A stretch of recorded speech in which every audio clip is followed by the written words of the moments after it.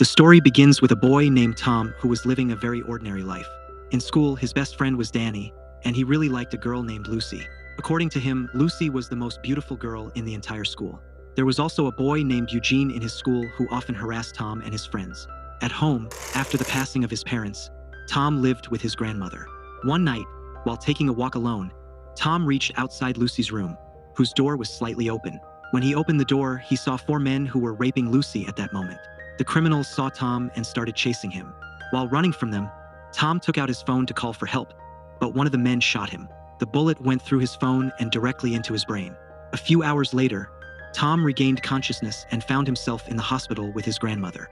The doctor told him that, by good fortune, they were able to save him through surgery. However, along with the bullet, some parts of the phone had also entered his brain. Removing these fragments would be very risky, so they couldn't perform another surgery at that time. A few days later, Tom was discharged from the hospital, but he was still troubled by the fact that he couldn't help Lucy that night. As soon as he got home, strange things began to happen to him.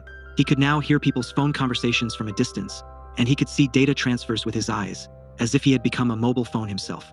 This was all because of the phone fragments in his brain. A few days later, he went to meet Lucy at her house, where he apologized for not being able to help her. However, Lucy said that he couldn't have done anything anyway because it was already too late by then. She also refused to name the criminals. Despite this, Tom decided to take revenge on them at any cost. With time, Tom's powers were gradually increasing, and one night, when he looked out of his window, he could see the entire city's data with his eyes. Now, his mind had become so powerful that he could remember anything just by looking at it, and he could even hack people's phones from a distance. The next day, when Tom returned to school, he told Danny that, according to him, Eugene and his associates were behind this vile act.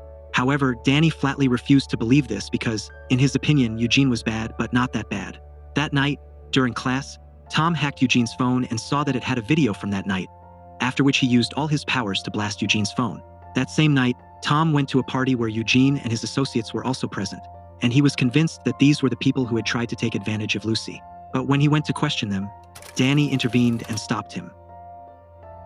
After leaving the party, Tom went to meet Lucy, and when they were both standing on the roof, their eyes fell on Eugene and his associates. Seeing them, Lucy became quite nervous, and from her demeanor, Tom immediately understood that Eugene was behind this vile act. The next day, Tom started working to get revenge for Lucy. First, he began by following Eugene and his associates and hacking all their phones so he could keep an eye on them.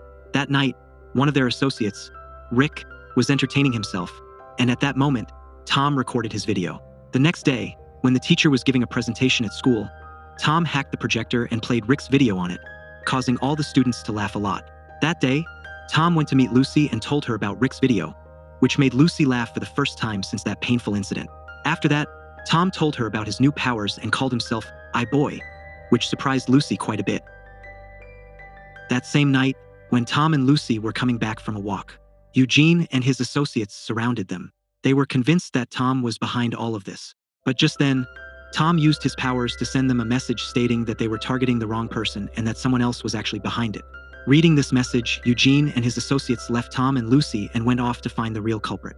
Taking advantage of this opportunity, Tom and Lucy also escaped. However, Tom wasn't going to back down out of fear. That same night, when Eugene and his associates were sitting in a car, Tom locked the car and set it on fire.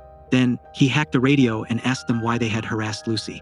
Frightened by all this, Rick finally confessed that a man named Kurtz had instructed them to do it. As soon as he got the answer to his question, Tom pulled them out of the car and completely burned it.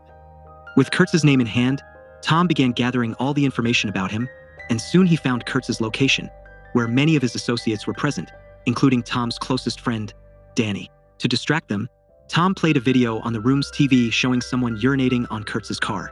Seeing this, everyone ran towards the car, and taking advantage of the situation, Tom entered the room. First, he used his powers to destroy all electronic devices.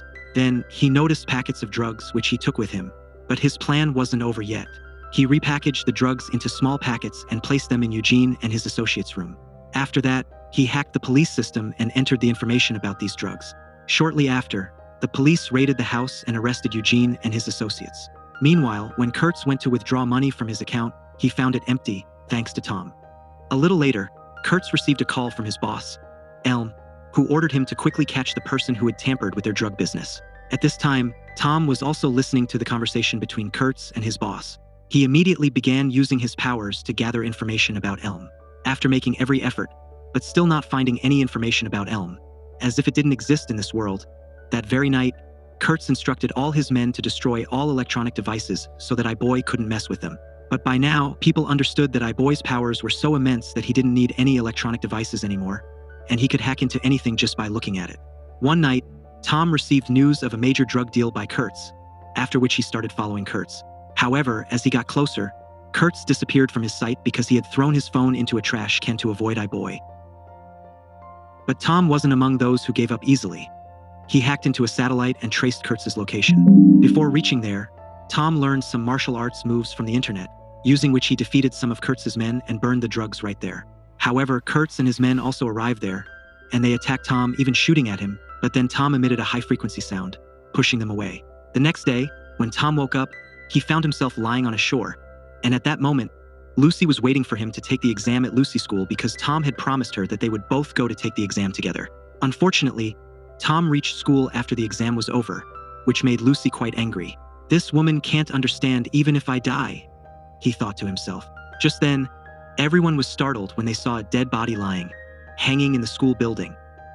To lighten his mind for a while, Tom met his friend Danny, but Danny was already quite angry at I-Boy because he believed that I-Boy's carelessness was the reason Rick lost his life.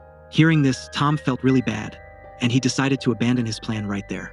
After that, he went straight to the doctor and asked him to remove the remaining pieces of the saved mobile from his brain. But the doctor said they couldn't perform the operation yet because if those pieces were removed now, Tom's life could also be in danger. Upon hearing the doctor's response, Tom went straight home, where Kurtz, Elm, and his associates had already made his grandmother a captive. But Tom couldn't properly see Elm's face, as if something had put a wall in between. After that, Elm told him that he already knew all the truth about Tom, his powers, his friends, and his whereabouts. Then he showed Tom a video in which Eugene and his associates had Lucy captive. Now Tom had to silently accept all of Elm's words, or else they would kill Lucy. In reality, the secret of Tom's powers wasn't revealed by anyone else, but Danny had told Elm, and he too, just for a few bucks. After hearing the whole story, Elm took out his phone and placed it in front of Tom. Then he asked Tom to fully fill his bank account. Tom had no other way, so he started depositing money into Elm's account using his powers. At the same time, he hacked Eugene's phone and called the police. Shortly after, the police arrived at their location.